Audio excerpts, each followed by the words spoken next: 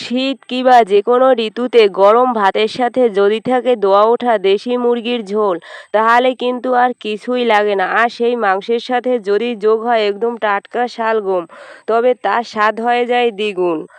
আজ আমি আপনাদের সাথে শেয়ার করব একদম সহজ উপায়ে ঘরোয়া মশলা দিয়ে তৈরি করা যায় অসাধারণ স্বাদের শালগম কপি দিয়ে দেশি মুরগির ঝোল।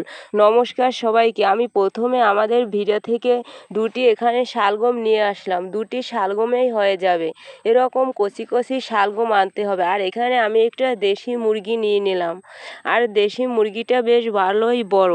এবার আমি এগুলো কাটার জন্য চলে আসলাম।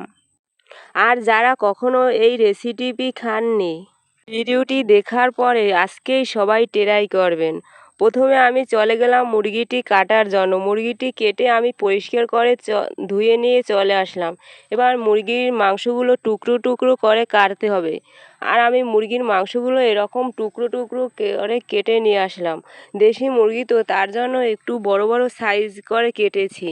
আর এখানে আমি শালগমের গুলো টুকরো টুকরো করে কেটেছি। এরকম টুকরো টুকরো করলেই কাটলে ভালো হবে আর কি। এবার আমি এগুলো ধুয়ে নিয়ে চলে আসলাম।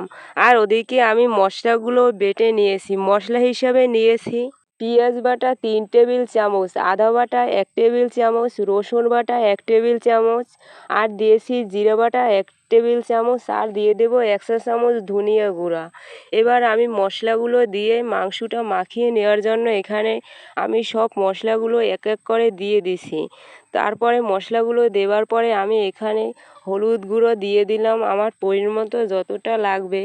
আর দিয়ে দেব মরিচের গুঁড়ো আমার যতটা লাগবে ততটাই। আর যে রকমের ঝাল খাও সে সেরকমের দিয়ে দিতে পারো। আর এখানে আমি স্বাদ মতো লবণ দিয়ে দিয়েছি। তারপরে এখানে সামান্য তেল দিয়ে আমি ওগুলো মাখিয়ে দিয়েছি। আর এখানে আমি কিছুটা পাকা টমেটো দিয়ে দিলাম। একটা টমেটো এখানে আমি একটু বেটে দিলাম। আর যদি টমেটো থাকে দিয়ে দেবে, আর না থাকলে দেওয়ার কোনো প্রয়োজন নেই। এখানে আমি সবগুলো ওখানে মেখে রেখে দিলাম। তারপরে এখানে চলে আসলাম রান্নাঘরে। রান্নাঘরে এসে এখানে আমি শালগমগুলো একটু হলুদ আর লবণ মাখিয়ে একটু এখানে লাল লাল করে ভেজে নেব।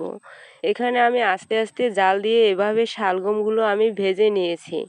এবার আমি ওখানে ওই তেলে ফোড়ন দিয়ে দেব। ফোড়নের জন্য দিয়ে দিয়েছি 2 থেকে 3টি তেজপাতা, 2 টুকরো দারচিনি, আর 3 থেকে 4টি এলাচ, আর 2টি লবঙ্গ দিয়ে দিছি।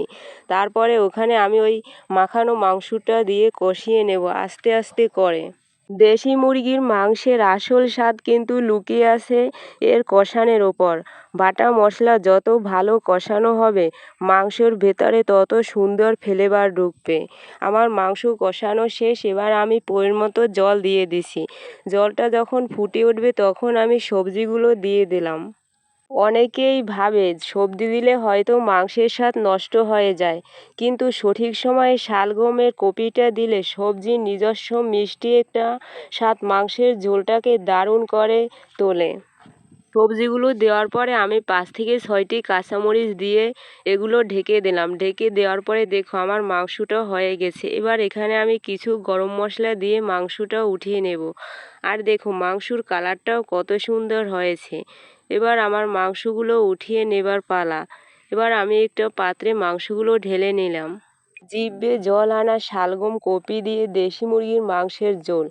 এর কালারটাও যেমন চমৎকার এসেছে, সুবাসটাও কিন্তু তোমাদের কাছে এই রেসিপিটি গরম গরম লাগবে। আর তোমাদের কাছে ছোট্ট একটা অনুরোধ, আমার চ্যানেলটিতে যদি নতুন হয়ে থাকো তাহলে সাবস্ক্রাইব করে পাশে থাকবে। সবাই ভালো থেকো, সুস্থ থাকো। আজ এখানেই শেষ করছি।